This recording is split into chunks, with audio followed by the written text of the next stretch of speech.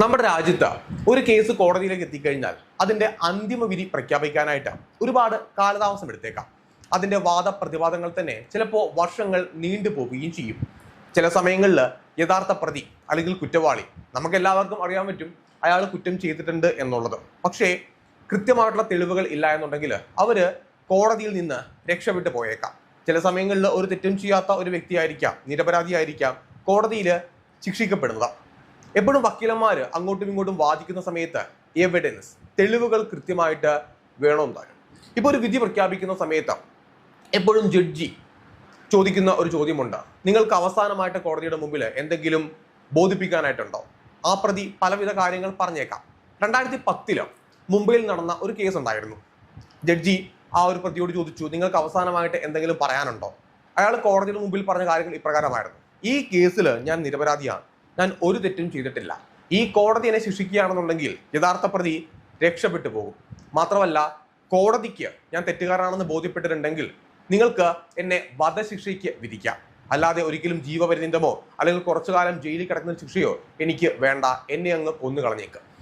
ഇയാളുടെ ഈ ഒരു പ്രസ്താവന കേട്ടപ്പോഴത്തേക്കും, ആ വാക്ക് കേട്ടപ്പോഴത്തേക്കും കോടതിയിലെ എല്ലാവരും തന്നെ ഞെട്ടിപ്പോയി. കാരണം എന്നെ വധശിക്ഷയ്ക്ക് വിധിക്കൂ എന്ന് പ്രതിയെന്ന് ആരോപിക്കപ്പെട്ട ഒരാൾ തന്നെയാണ് കോടതിയുടെ മുമ്പിൽ പറഞ്ഞത്. ആ സമയം ചിലപ്പോൾ ഒരുപാട് ആൾക്കാർ ചിന്തിച്ചിട്ടുണ്ടാവാം ഇയാൾ തെറ്റ് ചെയ്യാത്ത ഒരു പാവം ആയിരിക്കാം എന്നുള്ളത്. ആ ഒരു കേസന്വേഷണത്തെ കുറിച്ചാണ് നമ്മൾ ഇന്ന് സംസാരിക്കുന്നത്. ദയവ് ചെയ്ത് നിങ്ങൾ ഈ വീഡിയോ പൂർണ്ണമായിട്ട് കണ്ട് നിങ്ങളുടെ അഭിപ്രായങ്ങൾ തീർച്ചയായിട്ടും കമന്റ് ബോക്സിൽ ഒന്ന് കമന്റ് ചെയ്യുക. ചാനൽ ആദ്യമായിട്ട് കാണുന്ന ആൾക്കാരാണെന്നുണ്ടെങ്കിൽ തീർച്ചയായിട്ടും ഒന്ന് സബ്സ്ക്രൈബ് ചെയ്യുക. നിങ്ങളുടെ അഭിപ്രായങ്ങൾ കമന്റ് ബോക്സിൽ കമന്റ് ചെയ്യാനായിട്ട് മറന്നു പോകരുത്. 2010 കാലഘട്ടം മഹാരാഷ്ട്രയിലെ പുരന്ദർ എന്ന് പറഞ്ഞ സ്ഥലത്ത് താമസിക്കുന്ന ഒരു യുവതിയായിരുന്നു വൈശാലി. വൈശാലിക്ക് 32 വയസ്സായിരുന്നു പ്രായം. വൈശാലിയുടെ വീട്ടിൽ അവളുടെ ഭർത്താവുണ്ട്, ഒരു മകനുണ്ട്. ഭർത്താവിന്റെ പേര് പ്രവീൺ എന്നാണ്. പ്രവീൺ ഒരു സാധാരണ കൂലിപ്പണിയൊക്കെ ചെയ്യുന്ന ഒരു വ്യക്തിയാണ്. അയാൾ ജോലിക്ക് പോകുന്ന സമയത്ത് ചിലപ്പോൾ ആഴ്ചകൾ കഴിഞ്ഞിട്ട് മാത്രമായിരിക്കാം തിരികെ വീട്ടിലേക്ക് വരിക. ഒട്ടും സാമ്പത്തികമില്ലാത്തൊരു വീടാണ് അവരുടേത്. ഈ വൈശാലി ആയിക്കോട്ടെ ഒരു കമ്പനിയിൽ, ഒരു ആർക്കിടെക്ട് കമ്പനിയിൽ അവിടുത്തെ ഫ്രണ്ട് ഓഫീസറായിട്ട്, റിസപ്ഷനിസ്റ്റ് ആയിട്ട് ജോലി ചെയ്ത് വരികയാണ്. അവൾക്ക് മാസം 6000 രൂപയായിരുന്നു അന്ന് ശമ്പളം ഉണ്ടായിരുന്നത്. അപ്പോൾ അത്രയും തുച്ഛമായിട്ടുള്ള ഒരു ശമ്പളം വാങ്ങിച്ചുകൊണ്ട് അവൾ ജോലി ചെയ്യുന്നത് വീട്ടിലെ ബുദ്ധിമുട്ട് കൊണ്ട് തന്നെയാണ്. വൈശാലിയുടെ വീട്ടുകാർ കുറച്ച് മാറി അങ്ങോട്ട് താമസിക്കുകയാണ്. ഇവരുടെ കുടുംബജീവിതം അത്ര നല്ല രീതിയിലായിരുന്നില്ല മുന്നോട്ട് പോയത്. എപ്പോഴും അടിയും ഇടിയും ബഹളവും വഴക്കും അങ്ങനെയായിരുന്നു. ഒടുവിൽ ഭാര്യയും ഭർത്താവും കൂടെ ഒരു കാര്യം തീരുമാനിക്കുകയാണ്, എന്തായാലും ഇനി ഡിവോഴ്സ് ചെയ്യാം. അങ്ങനെ കേസ് കോടതിയിലേക്ക് പോവുകയാണ്. കോടതിയിലെത്തി രണ്ടുപേർക്കും ഡിവോഴ്സ് കിട്ടി. ഡിവോഴ്സ് കിട്ടിയ സമയത്ത് ഈ കുഞ്ഞിനെ, രണ്ടുപേർക്കും കൂടെ, ഈ പ്രവീണും വൈശാലിക്കും കൂടെ ഒരു കുട്ടിയാണല്ലോ, അപ്പൊ കുഞ്ഞിനെ ആര് നോക്കും എന്നൊരു ചോദ്യം ഉണ്ടാവുമല്ലോ. അപ്പോൾ വൈശാലി പറഞ്ഞു, കുഞ്ഞെന്തായാലും തന്നെ ഭർത്താവിൻ്റെ കൂടെ പൊക്കോട്ടെ. അങ്ങനെ പ്രവീണിന്റെ കൂടെ കുഞ്ഞ് പോവുകയാണ്. അങ്ങനെ പ്രവീണിന്റെ വീട്ടിലേക്ക് ആ കുഞ്ഞുമായിട്ട് മാറി താമസിച്ചു. വൈശാലി ആ വീട്ടിൽ തന്നെ, ഇവർ താമസിച്ചിരുന്ന ആ വാടക വീട്ടിൽ തന്നെ തുടർന്ന് താമസിക്കുകയാണ്. വൈശാലിയുടെ വീട്ടുകാർ അവളെ സ്വന്തം വീട്ടിലേക്ക് വിളിച്ചു. പക്ഷെ അവൾ പറഞ്ഞു, ഞാൻ എന്തായാലും സ്വന്തം വീട്ടിലേക്ക് വരുന്നില്ല, ഇനി എനിക്ക് ഒറ്റയ്ക്ക് ജീവിക്കണം, ഞാൻ ഒറ്റയ്ക്ക് ജോലിയെല്ലാം ചെയ്ത് എൻ്റെ ജീവിതം മുന്നോട്ട് കൊണ്ടുപോയിക്കോളാം. അങ്ങനെ വൈശാലി വീണ്ടും ആ സ്ഥാപനത്തിൽ തന്നെ, അവൾ ജോലി ചെയ്തിരുന്ന ആ സ്ഥാപനത്തിൽ തന്നെ തുടർന്ന് വർക്ക് ചെയ്യുകയാണ്. മാസങ്ങൾ കടന്നുപോയി. ഇടയ്ക്ക് അവൾ വീട്ടിലേക്ക് പോകും, വീട്ടുകാരുമായിട്ട് ഡെയിലി കോണ്ടാക്ട് ചെയ്യുകയും ചെയ്യും. വീട്ടുകാർ എത്ര വിളിച്ചിട്ടും അവൾ സ്വന്തം വീട്ടിലേക്ക് വന്നിട്ടുണ്ടായിരുന്നില്ല. അങ്ങനെ ഇരിക്കെ വൈശാലി അവളുടെ വീട്ടുകാരോട് ഒരു കാര്യം പറയുകയുണ്ടായി, ഞാനിപ്പോൾ ഒരു വ്യക്തിയുമായിട്ട് സ്നേഹത്തിലാണ്, റിലേഷൻഷിപ്പിലാണ്, ഉടൻ തന്നെ ഞങ്ങളുടെ വിവാഹം ഉണ്ടാകുകയും ചെയ്യും. പക്ഷെ വൈശാലി സ്നേഹിക്കുന്ന ആ വ്യക്തി ആരാണെന്ന് അവൾ വീട്ടുകാരോട് പറഞ്ഞിരുന്നില്ല. അങ്ങനെ ഇരിക്കെ 2010 ഓഗസ്റ്റ് 10 രാവിലെ സമയത്ത് വൈശാലി വീട്ടിൽ നിന്ന് പുറത്തേക്ക് പോവുകയാണ്. അപ്പോൾ അവളുടെ അമ്മ അവളെ ഫോൺ ചെയ്തു. അപ്പോൾ വൈശാലി അമ്മയോട് പറഞ്ഞു, ഞാൻ ഇന്ന് ജോലി സ്ഥലത്തേക്ക് പോകുന്നില്ല, ഞാൻ കല്യാണം കഴിക്കാൻ വേണ്ടി പോകുന്ന ആ വ്യക്തിയുടെ കൂടെ എനിക്ക് ദൂരെ ഒരു യാത്രയ്ക്ക് പോകാനുണ്ട്, ഞാൻ എന്തായാലും രാത്രി തിരികെ വന്നിട്ട് കോണ്ടാക്ട് ചെയ്യാം, അമ്മയെ വിളിക്കാം എന്ന് പറയുകയാണ്. അപ്പോൾ അമ്മയ്ക്ക് അപ്പോഴും ഈ കല്യാണം കഴിക്കാൻ വേണ്ടി പോകുന്ന വ്യക്തി ആരാണെന്ന് അറിയില്ല. എത്ര ചോദിച്ചിട്ടും വൈശാലി ആണെന്നുണ്ടെങ്കിൽ അത് പറയുന്നുമില്ല. അങ്ങനെ ഈ ഓഗസ്റ്റ് 10 രാത്രി ഒരു 6 മണി കഴിഞ്ഞു, വൈകിട്ട് 6 മണി കഴിഞ്ഞു. വൈശാലിയുടെ അമ്മ അവളെ വീണ്ടും വിളിക്കുകയാണ്. കാരണം ഒരു 6-7 മണിയാകുമ്പോഴത്തേക്ക് എപ്പോഴും വൈശാലി തിരികെ വീട്ടിലേക്ക് വരുന്നതാണ്, അല്ലെങ്കിൽ കോള് ചെയ്യുന്നതാണ്. അപ്പോൾ അമ്മ വിളിക്കുന്ന സമയത്ത് റിങ് ചെയ്യുന്നുണ്ട്, കോള് അറ്റൻഡ് ചെയ്യുന്നില്ല. ഒരു 3-4 തവണ വിളിച്ചു നോക്കി. വൈകിട്ട് 7 മണി ആയപ്പോഴത്തേക്കും വൈശാലിയുടെ സഹോദരിയുടെ ഫോണിലേക്ക് ഒരു ടെക്സ്റ്റ് മെസ്സേജ് വരികയാണ്. അന്ന് വാട്സപ്പ് ഒന്നുമില്ല.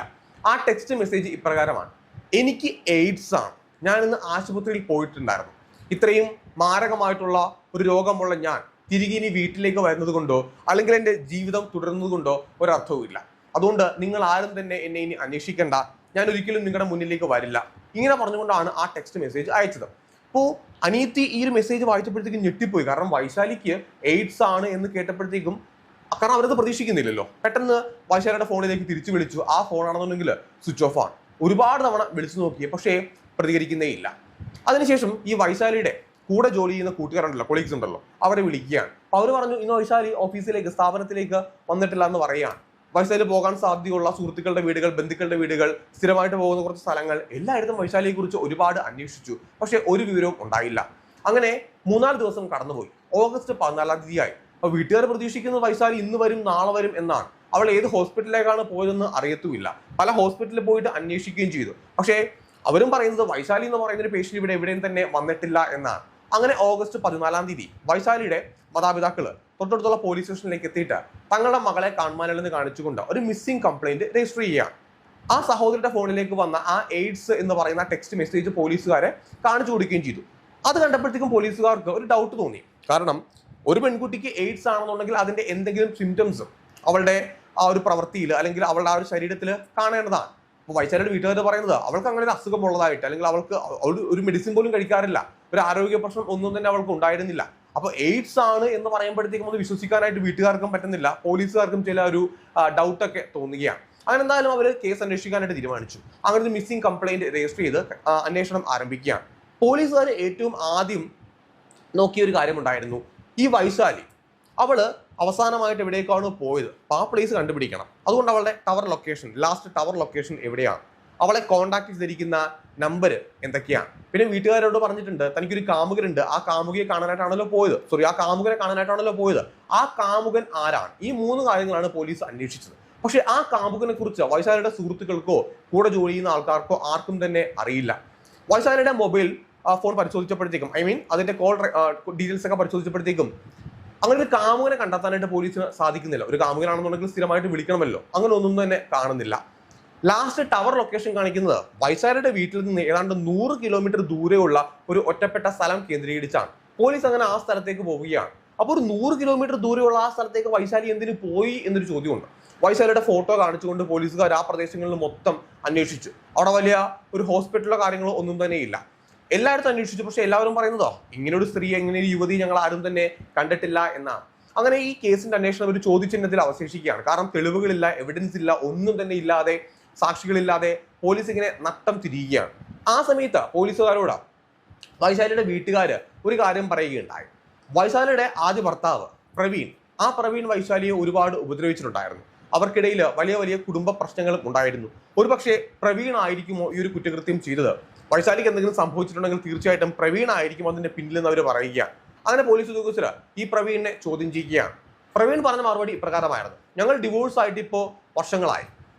ഒരിക്കൽ പോലും വൈശാലി സ്വന്തം കുഞ്ഞിനെ കാണാനായിട്ട് ഇവിടേക്ക് വന്നിട്ടേ ഇല്ല. ആദ്യമൊക്കെ വന്നിട്ടുണ്ട്, പിന്നീട് വരാതായി. എന്നെയോ മകനെയോ കോണ്ടാക്ട് ചെയ്യാറേ ഇല്ല, വരാറില്ല, വിളിക്കാറില്ല, ഒന്നുമില്ല. ആ പ്രവീണിന്റെ കാര്യം സത്യമാണെന്ന്, പ്രവീൺ പറഞ്ഞ കാര്യം സത്യമാണെന്ന് പോലീസിന് മനസ്സിലായി. കാരണം പ്രവീണിന്റെ കോൾ ഡീറ്റെയിൽസ് പരിശോധിച്ചു, വീട്ടുകാരുടെ മൊഴി രേഖപ്പെടുത്തി, അയൽവാസികളുടെ മൊഴി രേഖപ്പെടുത്തി. വൈശാലി അടുത്തെങ്ങും തന്നെ അവിടേക്ക് വന്നിട്ടേ ഇല്ല. മാത്രമല്ല ഈ ഓഗസ്റ്റ് 10 അല്ലെങ്കിൽ അതിന്റെ തുടർന്നുള്ള ദിവസങ്ങളിൽ പ്രവീൺ ആ വീട്ടിൽ ഇല്ലായിരുന്നെന്നുകൂടെ, ജോലിക്ക് ദൂര സ്ഥലത്തേക്ക് പോയിരിക്കുകയായിരുന്നെന്നുകൂടെ മനസ്സിലാക്കാൻ സാധിച്ചു. അപ്പൊ പ്രവീൺ ഈ കേസിൽ പങ്കില്ലെന്ന് പോലീസിന് ഉറപ്പായി. പിന്നെ ആര്? അങ്ങനെ പോലീസ് വൈശാലിയുടെ കോൾ ഡീറ്റെയിൽസ് പരിശോധിച്ചപ്പോഴത്തേക്കും അതിനകത്ത് നിന്ന് ഒരു കാര്യം കൂടെ മനസ്സിലാക്കുകയാണ്. വൈശാലിയുടെ ഫോണിലേക്ക് അന്നൊരു ഇൻകമിംഗ് കോൾ വൈകുന്നേര സമയത്ത് വന്നിട്ടുണ്ട്. ആ ഇൻകമിംഗ് കോൾ വന്നതിന് ശേഷമാണ് ഒരു ടെക്സ്റ്റ് മെസ്സേജ് സിസ്റ്ററിന്റെ ഫോണിലേക്ക് അയച്ചിട്ടുള്ളത്. അപ്പോൾ ആ ഒരു നമ്പറിൽ നിന്ന് ഇതിനു മുന്നേ ഒരുപാട് കോളൊന്നും വന്നിട്ടില്ല. ഒരു കോൾ വന്നു. ആ കോൾ വന്നപ്പോഴത്തേക്കും അത് കേന്ദ്രീകരിച്ച് പോലീസ് അന്വേഷിക്കുകയാണ്. വൈശാലിയുടെ കാമുകനെ കുറിച്ചും അറിയണമല്ലോ, ആർക്കും തന്നെ കാമുകനെ കുറിച്ചും അറിയില്ല. അങ്ങനെ ഈ ലാസ്റ്റ് വന്ന ആ ഒരു നമ്പർ അത് ആരുടെയാണെന്ന് നോക്കിയപ്പോഴത്തേക്കും അത് വൈശാലിയുടെ പേരിൽ തന്നെ എടുത്തിരിക്കുന്ന മറ്റൊരു സിം കാർഡാണ്. അതായത് 2 സിമ്മും വൈശാലിയുടെ പേരിലാണ്. അവസാനമായിട്ട് വിളിച്ച നമ്പർ വൈശാലിയുടെയാണ്. ഓൾറെഡി വൈശാലി യൂസ് ചെയ്യുന്ന ആ ഒരു നമ്പർ വൈശാലിയുടെ പേരിൽ തന്നെയാണ്. അപ്പോൾ വൈശാലിയുടെ പ്രൂഫ് ഉപയോഗിച്ച് 2 സിം കാർഡ് എടുത്തിട്ടുണ്ട്. പോലീസിന് സംശയം തോന്നി, മേ ബി രണ്ടും വൈശാലിയുടെ നമ്പർ ആണെങ്കിലോ, അല്ലെങ്കിൽ വൈശാലിയുടെ ഈ ഒരു പ്രൂഫ് ഉപയോഗിച്ച് വേറെ ആരോ നമ്പർ ഉപയോഗിക്കുന്നുണ്ട്. അങ്ങനെ ആ നമ്പറിന്റെ, രണ്ടാമത്തെ നമ്പറിന്റെ കോൾ ഡീറ്റെയിൽസ് എടുക്കുകയാണ്. ആ കോൾ ഡീറ്റെയിൽസ് എടുത്തപ്പോഴത്തേക്കും ആ നമ്പറിലേക്ക് ഒരു നമ്പറിൽ നിന്നാണ് സ്ഥിരമായിട്ട് കോൾ വന്നുകൊണ്ടേയിരുന്നത്. ടെക്സ്റ്റ് മെസ്സേജും ധാരാളം വന്നിട്ടുണ്ട് ഒറ്റ നമ്പറിൽ നിന്ന്. ആ നമ്പറിന്റെ ഉടമസ്ഥന്റെ പേര് സന്തോഷ് എന്നായിരുന്നു. പോലീസിന് ഏറെക്കുറെ കാര്യം മനസ്സിലായി. ഈ സന്തോഷാണ് വൈശാലിയുടെ കാമുകൻ. വൈശാലിക്ക് 2 സിം കാർഡ് ഉണ്ടായിരുന്നു. ഈ സെക്കൻഡ് സിം കാർഡിലേക്കാണ് കാമുകൻ നിരന്തരമായിട്ട് വിളിച്ചുകൊണ്ടിരുന്നത്. അതുകൊണ്ടാണ് ആദ്യത്തെ നമ്പറിന്റെ കോൾ ഡീറ്റെയിൽസ് എടുത്തപ്പോഴത്തേക്കും അതിനകത്ത് നിന്ന് കാമുകനെ കണ്ടെത്താനായിട്ട് സാധിക്കാതെ പോയത്. ഈ സെക്കൻഡ് നമ്പർ ആണെന്നുണ്ടെങ്കിൽ മറ്റാർക്കും തന്നെ അറിയില്ലായിരുന്നു. വൈശാലി അത് രഹസ്യമായിട്ട് വെച്ചിരിക്കുകയായിരുന്നു. അങ്ങനെ പോലീസ് സന്തോഷിനെ കണ്ടെത്തി. ആരാണ് ഈ സന്തോഷം? തുടക്കത്തിൽ ഞാൻ പറഞ്ഞിരുന്നു, വൈശാലി ഒരു സ്ഥാപനത്തിൽ ഫ്രണ്ട് ഓഫീസറായിട്ട് വർക്ക് ചെയ്യുകയാണ്, റിസപ്ഷനിസ്റ്റായിട്ട് വർക്ക് ചെയ്യുകയാണ്. ആ കമ്പനിയുടെ ഉടമസ്ഥനാണ് ഈ സന്തോഷ് എന്ന് പറയുന്ന വ്യക്തി. അങ്ങനെ സന്തോഷാണ് കാമുകൻ എന്ന് പോലീസിന് തോന്നുകയാണ്. നേരെ പോയി സന്തോഷിനെ അറസ്റ്റ് ചെയ്യാനായിട്ടുള്ള എവിഡൻസ് ഒന്നും തന്നെ പോലീസിനില്ല. അങ്ങനെ സന്തോഷിന്റെ നമ്പറിന്റെ ആ ഒരു ടവർ ലൊക്കേഷൻ കൂടെ പോലീസ് പരിശോധിക്കുകയാണ്. അങ്ങനെ നോക്കിയപ്പോൾ ഓഗസ്റ്റ് 10 വൈശാലിയും സന്തോഷും ഒരേ ടവറിന്റെ കീഴിൽ മണിക്കൂറോളം വന്നിട്ടുണ്ട്. 3 നമ്പർ, അതായത് വൈശാലിയുടെ ഫസ്റ്റ് നമ്പർ, സെക്കൻഡ് നമ്പർ, സന്തോഷിന്റെ നമ്പർ, ഈ 3 നമ്പർ ഓഗസ്റ്റ് 10 ഒരു രാവിലെ സമയത്ത് ഒരു ടവർ ലൊക്കേഷന്റെ കീഴിൽ വന്നിട്ടുണ്ട്. പിന്നീട് വൈശാലിയുടെ ഫസ്റ്റ് നമ്പർ ദൂരേക്ക് എവിടേക്കോ പോയിരിക്കുകയാണ്. പക്ഷേ വൈശാലിയുടെ സെക്കൻഡ് നമ്പർ, സന്തോഷിന്റെ നമ്പർ, ഈ 2 നമ്പർ ഒരു ടവർ ലൊക്കേഷനിൽ അന്ന് വൈകുന്നേരം വരെ ഉണ്ടായിരുന്നു.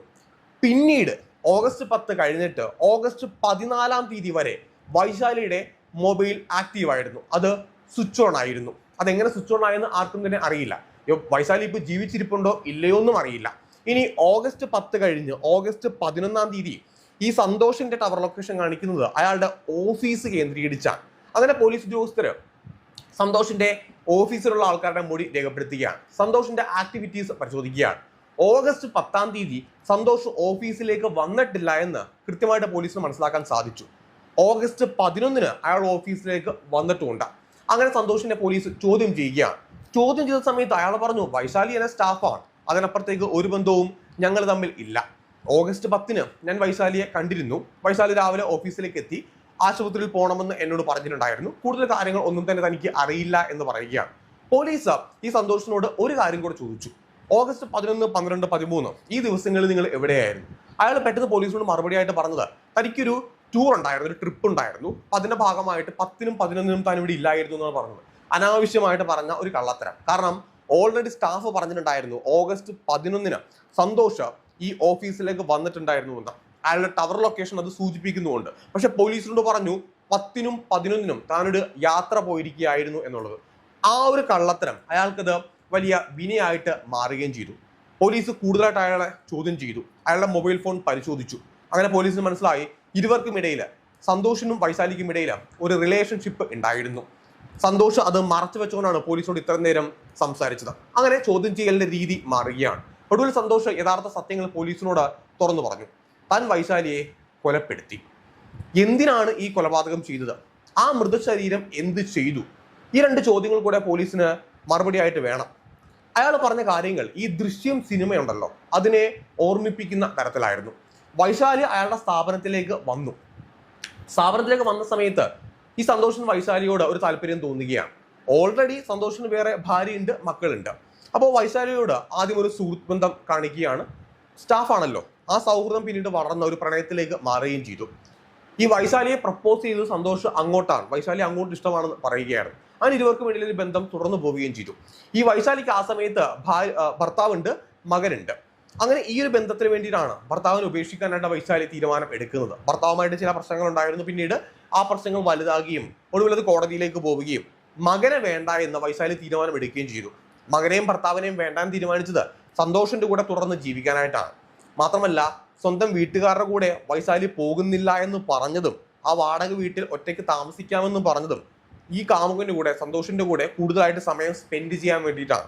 അവർ ജോലിയെല്ലാം കഴിഞ്ഞ് ഇടയ്ക്ക് കറങ്ങാനൊക്കെ പോകുമായിരുന്നു, അല്ലെങ്കിൽ ഹോട്ടൽ റൂമിൽ റൂം എടുക്കുമായിരുന്നു. ഇരുവർക്കും ഇടയിൽ ഒരുപാട് തവണ ലൈംഗിക ബന്ധം ഉണ്ടായിട്ടുമുണ്ടാകും. അപ്പോൾ വൈശാലി ചിന്തിച്ചു വെച്ചിരുന്ന കാര്യമുണ്ടായിരുന്നു, സന്തോഷ് തന്നെ വിവാഹം കഴിക്കും. ആ വിവാഹം കഴിക്കുമെന്നുള്ളൊരു ഉറപ്പിലാണ് ആ ബന്ധം തുടർന്ന് പോവുകയും ചെയ്തത്. പലതവണ വിവാഹം കഴിക്കണമെന്ന് വൈശാലി സന്തോഷിനോട് ആവശ്യപ്പെടുകയും ചെയ്തു. പക്ഷേ സന്തോഷിന്റെ മനസ്സിൽ വൈശാലി വിവാഹം കഴിക്കണം എന്നൊരു ആഗ്രഹം ഉണ്ടായിരുന്നില്ല. ജസ്റ്റ് ഒരു അഫെയർ, അത്രമാത്രം. തന്റെ ആവശ്യങ്ങൾ നേടിയെടുക്കാനായിട്ടുള്ള അഫെയർ മാത്രം. കുറച്ചു കാലം കഴിയുമ്പോഴത്തേക്കും അവരെ ഉപേക്ഷിക്കുക എന്നതായിരുന്നു അയാൾ ചിന്തിച്ച് വെച്ചിരുന്നത്. പക്ഷെ വൈശാലി അതിന് സമ്മതിച്ചില്ല. തന്നെ വിവാഹം കഴിക്കണമെന്ന് നിരന്തരമായിട്ട് പറഞ്ഞുകൊണ്ടിരിക്കുകയാണ്. കാരണം സന്തോഷിന് വിവാഹം കഴിക്കാനായിട്ട് മകനെ ഉപേക്ഷിക്കുന്നു, ഭർത്താവിനെ ഉപേക്ഷിക്കുന്നു, വീട്ടുകാരുടെ അടുത്തേക്ക് പോകാതിരിക്കുന്നു. അപ്പൊ എത്രയും പെട്ടെന്ന് വിവാഹം കഴിക്കണമെന്ന് പറഞ്ഞുകൊണ്ടിരിക്കുകയാണ്. ഈ സന്തോഷമാണെന്നുണ്ടെങ്കിൽ വൈശാലിയോട് പറഞ്ഞു, നമുക്ക് ഇടയിലുള്ള ഈ ഒരു ബന്ധം ഒരു കാരണവശാലും ആരോടും തന്നെ പറയരുത്.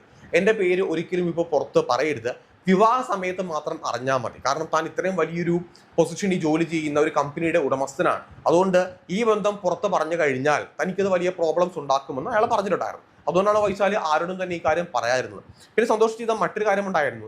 സന്തോഷ് വൈശാലിയുടെ ഫോണിലേക്ക് ഡയറക്റ്റ് വിളിച്ചില്ല. കാരണം എന്തെങ്കിലും ഇത് ഒഴിവാക്കണമെന്നുണ്ടെങ്കിൽ ഡയറക്റ്റ് ആ ഫോണിലേക്ക് വിളിക്കേണ്ടെന്ന് തീരുമാനമായിട്ടുണ്ടായിരുന്നു. വൈശാലിയുടെ പേരിൽ തന്നെ വേറൊരു സിം കാർഡ് എടുത്തിട്ട് ആ സിമ്മിലേക്ക് മാത്രമാണ് ഇയാൾ നിരന്തരമായിട്ട് വിളിച്ചുകൊണ്ടേയിരുന്നത്. എനിവേ, ഇതെല്ലാം കഴിഞ്ഞ് വൈശാലി വിവാഹം കഴിക്കണമെന്ന് പറയുകയാണ്, നിരന്തരമായിട്ട് പറഞ്ഞുകൊണ്ടിരുന്നു. സന്തോഷ് പറയുകയാണ് എനിക്കത് പറ്റില്ല, സാധ്യമാകില്ല എന്ന് പറയാണ്. അന്ന് വൈശാലി ഒരു കാര്യം പറഞ്ഞു, ഞാൻ നമുക്കിടയിലുള്ള ഈ ഒരു ബന്ധം സന്തോഷിന്റെ ഭാര്യയോട് പറയും, വീട്ടുകാരോട് പറയും, സ്റ്റാഫിനോട് പറയും, എൻ്റെ വീട്ടുകാരോട് പറയും, എല്ലാ അടിക്കലും ഞാൻ ഈ ബന്ധം അങ്ങ് തുറന്ന് പറയും. അപ്പോൾ സ്വാഭാവികമായിട്ട് സന്തോഷം പറയുകയാണ് ഒരിക്കലും അങ്ങനെ ചെയ്യരുത്, കാരണം അയാളുടെ റെപ്യൂട്ടേഷനെ ബാധിക്കുന്ന ഒരു കാര്യമാണ്. സന്തോഷം അതിന് തയ്യാറായില്ല. വൈശാലി ഈ ഭീഷണി തുടർന്നുകൊണ്ടേയിരുന്നു. അങ്ങനെ സന്തോഷിന് ഒരു കാര്യം മനസ്സിലായി, വൈശാലിയെ ഏത് വിധേനയും ഒഴിവാക്കണം, അല്ല എന്നുണ്ടെങ്കിൽ അത് തൻ്റെ നിലനിൽപ്പിനും ജീവിതത്തിനും നെഗറ്റീവായിട്ട് ബാധിക്കും. തൻ്റെ ഭാര്യ അറിഞ്ഞു കഴിഞ്ഞാൽ അത് വലിയ പ്രോബ്ലമായിട്ട് മാറുകയും ചെയ്യും. അങ്ങനെ വൈശാലിയെ ഒഴിവാക്കാനായിട്ട് സന്തോഷ് തീരുമാനിക്കുകയാണ്. ഏറ്റവും ആദ്യം ചിന്തിച്ചു കൂട്ടിയത് വൈശാലിയുടെ പേരിൽ ഒരു കള്ള കേസ് കൊടുക്കാം. അതായത് ഈ സ്ഥാപനത്തിൽ നിന്ന് എന്തെങ്കിലും സാധനം കളവ് പോയി സാമ്പത്തിക തട്ടിപ്പ് കാണിച്ചുകൊണ്ട് വൈശാലിക്കെതിരായിട്ടൊരു കേസ് കൊടുത്തു കഴിഞ്ഞാൽ വൈശാലിയെ ആ സ്ഥാപനത്തിൽ നിന്ന് പുറത്താക്കാൻ സാധിക്കും. പക്ഷെ സ്ഥാപനത്തിൽ നിന്ന് പുറത്താക്കിയിട്ട് പ്രത്യേകിച്ച് കാര്യമൊന്നുമില്ല. വൈശാലി എന്ത് ചെയ്യും, ഈ കാര്യം ആരോടെങ്കിലും തുറന്ന് പറയുകയും ചെയ്യും. വൈശാലിയെ പൂർണ്ണമായിട്ട് ഇല്ലാതാക്കണം, കൊലപ്പെടുത്തണമെന്ന് സന്തോഷ് തീരുമാനിക്കുകയാണ്. അതിനു വേണ്ടിയിട്ട് അയാൾ ഒരു വെൽ പ്ലാൻ തന്നെ തയ്യാറാക്കിയാണ്. 2-3 മാസക്കാലം അതിനുവേണ്ടി പ്രിപ്പയർ ചെയ്തു, ഒരുപാട് സിനിമകൾ കണ്ടു. അയാൾ ഒരു തീരുമാനത്തിലേക്ക് എത്തി, വൈശാലിയെ എവിഡൻസ് ഒന്നും തന്നെ ഇല്ലാതെ വേണം കൊലപ്പെടുത്താനായിട്ട്. അങ്ങനെ അയാളുടെ ഈ കമ്പനിയിൽ നിന്ന് ഒരുപാട് ദൂരെയുള്ള 100 കിലോമീറ്ററോളം ദൂരെയുള്ള ഒരു ഫാം വാങ്ങിക്കുകയാണ്. ആ ഫാം അവിടെ ഒരു കെട്ടിടം ഉണ്ടായിരുന്നു. ആ കെട്ടിടത്തിന്റെ വർക്ക് അയാൾ ആരംഭിക്കുകയും ചെയ്തു. അതായത് അത് പുതുക്കി പണിയുകയാണ്. ആ ഫാമിലേക്ക് എത്തിച്ച് വൈശാലിയെ കൊലപ്പെടുത്തുക, എന്നിട്ട് ആ ഫാമിനകത്ത് തന്നെ ശരീരം കുഴിച്ചു മൂടുക. ഇതായിരുന്നു അയാളുടെ പ്ലാൻ എന്ന് പറയുന്നത്. അങ്ങനെ കെട്ടിടത്തിന്റെ വർക്കെല്ലാം നടന്നു, ടൈൽസ് ഒക്കെ ഇട്ടുകൊണ്ടിരിക്കുകയാണ്. അയാൾ അവിടുത്തെ ജോലിക്കാരോട് പറഞ്ഞു, ഒരു കുളിമുറിയിലെ ടൈൽസ് ഇടണ്ട, കാരണം ഈ കുളിമുറിക്ക് ചില മാറ്റങ്ങൾ വരുത്താനായിട്ട് എനിക്ക് പ്ലാൻ ഉണ്ട്. അങ്ങനെ ആ കുളിമുറിയുടെ ടൈൽസ് ഒന്നും തന്നെ തറയൊന്നും വിട്ടില്ല, അതിന് മണ്ണ് മാത്രമായിട്ട് കിടക്കുന്ന ഒരു ഇതായിരുന്നു. അങ്ങനെ 2 മാസം കഴിഞ്ഞപ്പോഴത്തേക്കും ഈ പ്രശ്നങ്ങളൊക്കെ ഉണ്ടായി. 2 മാസം കഴിഞ്ഞ് ആ ഫാമിന്റെ ഏകദേശം വർക്കെല്ലാം തീരാറായ സമയത്ത് സന്തോഷ് വൈശാലിയെ ആ ഫാമിലേക്ക് കൂട്ടിക്കൊണ്ടു പോവുകയാണ് ഓഗസ്റ്റ് 10-ാം തീയതി. അപ്പോൾ വൈശാലിയോട് സന്തോഷ് ഒരുപാട് സ്നേഹം കാണിക്കുകയും ചെയ്തു. കാരണം സ്നേഹത്തിൽ നിന്നില്ല എന്നുണ്ടെങ്കിൽ അവൾ ആ ഫാമിലേക്ക് വരില്ല. മാത്രമല്ല, ഈ ഫാമിലിയിലേക്ക് എത്തിയില്ല എന്നുണ്ടെങ്കിൽ കൊലപാതകം നടക്കില്ല. ഇനി സ്നേഹം കാണിച്ചില്ല എന്നുണ്ടെങ്കിൽ വൈശാലി ഈ കാര്യം മറ്റുള്ള ആൾക്കാരോട് പറയുകയും ചെയ്യും. അങ്ങനെ വൈശാലി എടുത്ത് പറഞ്ഞു, നമ്മൾ എവിടേക്കാണ് പോകുന്നതെന്ന് ആരോടും പറയണ്ട, ദൂരൊരു സ്ഥലത്തേക്ക് പോവുകയാണ്, നമ്മൾ എന്തായാലും തീർച്ചയായിട്ടും വിവാഹം കഴിക്കുകയും ചെയ്യും. അപ്പോൾ വീട്ടുകാരോട് എന്തെങ്കിലും കള്ളത്തരം പറയണം, അല്ലെങ്കിൽ പുറത്ത് ആൾക്കാരോട് എന്തെങ്കിലും കള്ളത്തരം പറയണം എന്നൊക്കെ പറയുകയാണ്. പക്ഷെ വൈശാലി തന്റെ കാമുകന്റെ കൂടെ ഒരു സ്ഥലം വരെ പോവുകയാണെന്ന് മാത്രമാണ് പറഞ്ഞത്. ഈ കാമുകനായിട്ട് സന്തോഷമായിട്ട് വൈശാലി പുറത്തേക്ക് പോയൊരു സമയമുണ്ടല്ലോ. അപ്പോൾ സന്തോഷ് ഒരു കാര്യം ചെയ്തു, വൈശാലിയുടെ ഫസ്റ്റ് മൊബൈൽ ഫോൺ ഉണ്ടല്ലോ അതിങ്ങ് വാങ്ങിച്ചെടുത്തു. എന്നിട്ട് അവൻ്റെ ഒരു സ്റ്റാഫിന്റെ കയ്യിൽ ആ മൊബൈൽ ഫോൺ കൊടുത്തു. എന്നിട്ട് പറഞ്ഞു, നീ ഈ മൊബൈൽ ഫോണുമായിട്ട് ദൂരെ ഒരു സ്ഥലത്തേക്ക് പോയിക്കൊള്ളുക, ആ ഫാമിലേക്കല്ല മറ്റൊരു സ്ഥലത്തേക്ക് പോയിക്കൊള്ളുക. എന്നിട്ട് ഞാൻ പറയുന്ന സമയത്ത്, ഞാൻ ഈ സിമ്മിലേക്ക് വിളിക്കുന്ന സമയത്ത് ഞാൻ പറയുന്ന ഒരു ടെക്സ്റ്റ് മെസ്സേജ് വൈശാലിയുടെ സഹോദരിയുടെ ഫോണിലേക്ക് അയക്കണമെന്ന് പറയുകയാണ്. അങ്ങനെ ആ സ്റ്റാഫിനെ മറ്റൊരു സ്ഥലത്തേക്ക് പറഞ്ഞു വിടുകയാണ്. കാരണം പോലീസ് വൈശാലിയുടെ ടവർ ലൊക്കേഷൻ നോക്കുമ്പോഴത്തേക്കും വൈശാലി യാത്ര ചെയ്യുന്ന അല്ലെങ്കിൽ വൈശാലിയുടെ എൻഡ് ലൊക്കേഷനായിട്ട് കാണിക്കുന്നത് ദൂരെയുള്ള മറ്റേതെങ്കിലും ഒരു സ്ഥലത്തേക്കായിരിക്കും. അതുകൊണ്ട് പോലീസിന്റെ അന്വേഷണം വഴിതെറ്റിക്കാനായിട്ട് പറ്റുകയും ചെയ്യും. അങ്ങനെ ആ സ്റ്റാഫ് അവിടേക്ക് എത്തി. വൈകിട്ട് 7 മണിയായപ്പോഴത്തേക്കും വൈശാലിയുടെ സെക്കൻഡ് നമ്പറിൽ നിന്ന് ഫസ്റ്റ് നമ്പറിലേക്ക് സന്തോഷ് വിളിക്കുകയാണ്. എന്നിട്ട് എയ്ഡ്സ് ആണെന്ന് പറഞ്ഞുകൊണ്ട് ആ ഒരു ടെക്സ്റ്റ് മെസ്സേജ് അയക്കുകയും വൈകിട്ട് 7 മണി കഴിഞ്ഞപ്പോഴത്തേക്കും ആ നമ്പർ എന്ത് ചെയ്തു, അത് നശിപ്പിച്ച് കളയുകയും ചെയ്തു. ആ സിമ്മും ആ ഫോണും ഒക്കെ നശിപ്പിച്ച് കളയുകയും ചെയ്തു. അപ്പോഴും വൈശാലിയുടെ സെക്കൻഡ് നമ്പർ എന്താണ്, ആക്റ്റീവാണ്. ഓക്കെ, അങ്ങനെ ആ ഫാമിലേക്ക് എത്തുകയാണ്. ഈ ഫാമിലേക്ക് എത്തിക്കഴിഞ്ഞപ്പോഴത്തേക്കും സ്നേഹത്തിലൊക്കെ സംസാരിക്കുകയാണ്. വൈശാലിക്ക് കുടിക്കാനായിട്ട് മദ്യം നൽകുകയാണ്. ആ മദ്യത്തില് മയക്കാനായിട്ടുള്ള ഒരു പൊടി കലക്കി നൽകിയിട്ടുണ്ടായിരുന്നു. അങ്ങനെ വൈശാലി ആ ഒരു ഡ്രിങ്ക്സ് കുടിച്ചു. ആ ഡ്രിങ്ക്സ് കുടിച്ച സമയത്ത് വൈശാലി അവിടെ മയങ്ങി വീഴുകയും ചെയ്തു. വൈശാലിയെ തുടർന്ന് ശ്വാസം മുട്ടിച്ച് സന്തോഷ് കൊലപ്പെടുത്തി. ആ ഫാമിൽ മറ്റാരും തന്നെ ഉണ്ടായിരുന്നില്ല. ഈ സന്തോഷ് അതിനു മുമ്പേ മറ്റൊരു കാര്യം കൂടെ ചെയ്തിട്ടുണ്ടായിരുന്നു. അതായത് ആ ഫാമിലേക്ക് വൈകുന്നേരം ആയപ്പോഴത്തേക്കും ഒരു സ്റ്റാഫിനെ വിളിച്ചു വരുത്തി. എന്നിട്ട് വൈശാലിയുടെ സെക്കൻഡ് നമ്പർ ഉണ്ടല്ലോ, ആ സെക്കൻഡ് നമ്പർ ആ സ്റ്റാഫിൻ്റെ കൊടുത്തു വിട്ടിട്ട് ആ സെക്കൻഡ് നമ്പർ ഉപയോഗിച്ച് 3-4 ദിവസം പല സ്ഥലങ്ങളിൽ യാത്ര ചെയ്യാനായിട്ട് ആവശ്യപ്പെട്ടു. അതുകൊണ്ടാണ് ആ സെക്കൻഡ് നമ്പർ ആക്റ്റീവായിട്ട് കാണിക്കുന്നത് 14-ാം തീയതി വരെ. അങ്ങനെ ഈ കൊലപാതക ശേഷം ആ കുളിമുറിയിൽ വൈശാലിയുടെ ശരീരം അയാൾ മറവ് ചെയ്തു, സന്തോഷ് മറവ് ചെയ്തു. എന്നിട്ട് അതിന്റെ മുകളിൽ മണ്ണൊക്കെ ഇട്ടു. പിന്നീട് കോൺക്രീറ്റ് ചെയ്യാനായിട്ട് ഒരാളെ ഏർപ്പാടാക്കി. അന്ന് രാത്രി തന്നെ അതിന്റെ മുകളിൽ കോൺക്രീറ്റ് ചെയ്തിട്ട് 2 ദിവസം കഴിഞ്ഞപ്പോഴത്തേക്കും വേറൊരു സ്റ്റാഫിനെ വിളിച്ചിട്ട് അതിന്റെ മുകളിൽ ടൈൽസ് ഇട്ടേക്കാനായിട്ട് ആവശ്യപ്പെടുകയും ചെയ്തു. അങ്ങനെ അതിന്റെ മുകളിൽ ടൈൽസ് ഇട്ടു. അപ്പോൾ ആ ഫാമിൽ ആ മൃതശരീരം മറവ് ചെയ്തു, അതിന്റെ മുകളിൽ ടൈൽസ് ഇടുകയും ചെയ്തു. ആർക്കും സംശയമൊന്നുമില്ല. ഇങ്ങനെയാണ് ആ ക്രൈം ഇയാള് സന്തോഷ് എന്ന് പറയുന്ന ആ പക്കാ ക്രിമിനല് ഈ ക്രൈം ചെയ്തത്. നേരത്തെ ഞാൻ പറഞ്ഞ പോലെ ആ മൊബൈൽ ഫോണുമായിട്ട് സെക്കൻഡ് നമ്പറുള്ള വൈശാലയുടെ സെക്കൻഡ് നമ്പറുള്ള ആ മൊബൈൽ ഫോണുമായിട്ട് 3-4 ദിവസം ഒരു സ്റ്റാഫ് ട്രാവൽ ചെയ്തുകൊണ്ട് കൃത്യമായിട്ട് പോലീസിന് അപ്പോഴും ആ സെക്കൻഡ് നമ്പർ ഉപയോഗിച്ചും ലൊക്കേഷൻ ട്രേസ് ചെയ്യാൻ പറ്റാത്ത ഒരു അവസ്ഥയായിരുന്നു. അങ്ങനെ പോലീസ് ഉദ്യോഗസ്ഥർ സന്തോഷത്തെ വായിൽ നിന്ന് തന്നെ ഈ സത്യങ്ങളെല്ലാം കേട്ടു. ആ ഫാമിലേക്ക് എത്തി, മൃതശരീരം കണ്ടെത്തി. ആ കുളിമുറിക്കകത്ത് മൃതശരീരം ഉണ്ടായിരുന്നല്ലോ, അത് കണ്ടെത്തി. അത് കുഴിച്ചെടുക്കുകയും DNA ടെസ്റ്റിന് അയക്കുകയും ചെയ്തു. വൈശാലയുടെ പാരൻസിന്റെ DNA ആയിട്ട് അത് മാച്ച് ചെയ്യുന്നുണ്ടായിരുന്നു. ഏകദേശം 1 മാസം കഴിഞ്ഞിട്ടാണ് ആ ഫാമിൽ നിന്നും വൈശാലയുടെ മൃതശരീരം പോലീസ് കണ്ടെത്തുന്നത്.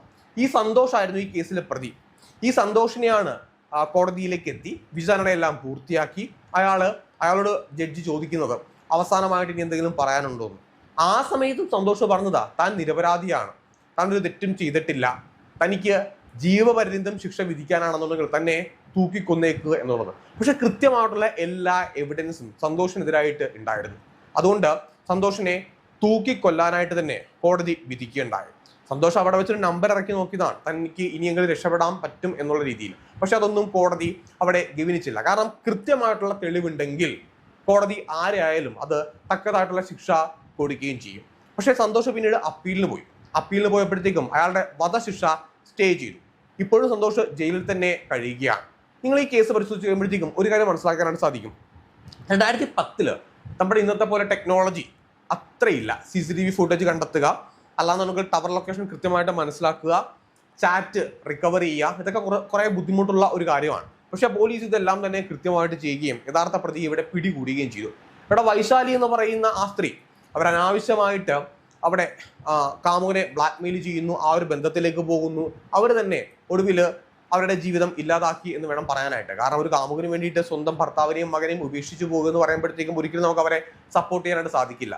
സന്തോഷ് കൃത്യമായിട്ട് പറയാം, അയാളൊരു ബോൺ ക്രിമിനൽ തന്നെയാണ്. അല്ലാന്നുണ്ടെങ്കിൽ ഇത്രത്തോളം പ്രിപ്പറേഷൻ എടുത്തിട്ട് ഒരു കൊലപാതകം അയാൾ ചെയ്യില്ല.